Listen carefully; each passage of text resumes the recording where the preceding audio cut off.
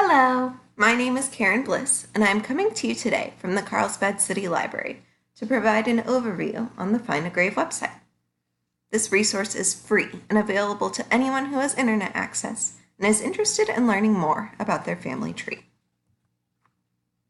The purpose of this video is to introduce you to the different components of the FindaGrave website.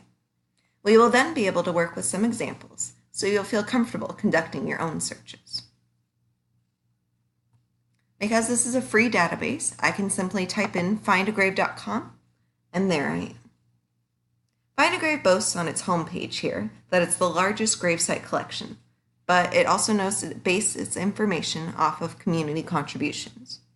This is something to keep in mind when doing your research, because these records were not all added by professional genealogists, so please make sure to verify the information. We always want to do an exhaustive search to back our claims. Now let's go ahead and do a search.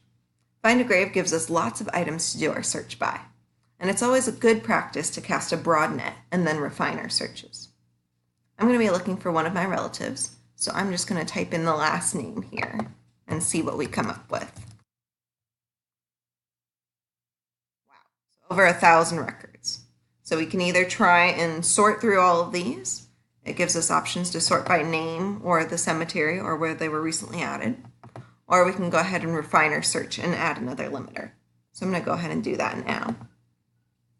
Let's type in his first name. I'm looking for Gerald.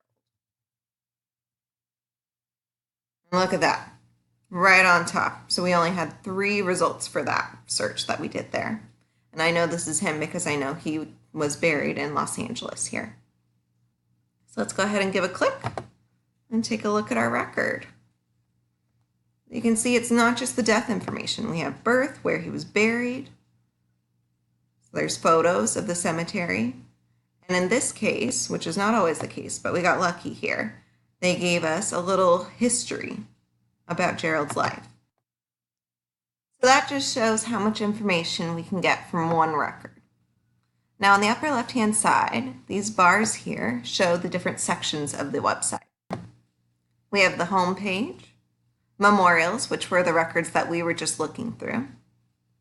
This cemeteries option would be if you know where your family member died and you wanted to know which cemeteries were around there to see if they were maybe buried in one of them.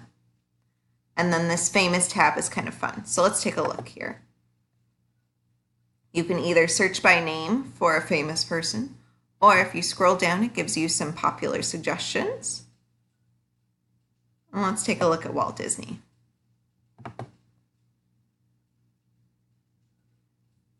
So it's kind of fun to learn all this different information about these famous people and their family life. And an important thing to note from his record is that he has all these links to different family members. So you can learn about his siblings, his children. Let's see his spouse here. And it just links right over to her FindaGrave record.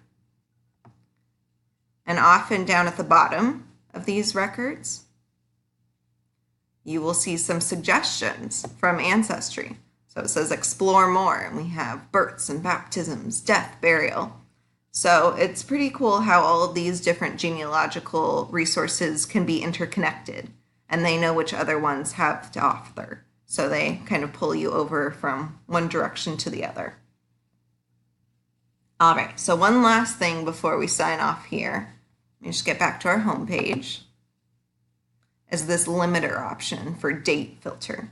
So let's say you've already looked on FindaGrave and you didn't find the person you were looking for. Be sure to check back because they add things constantly.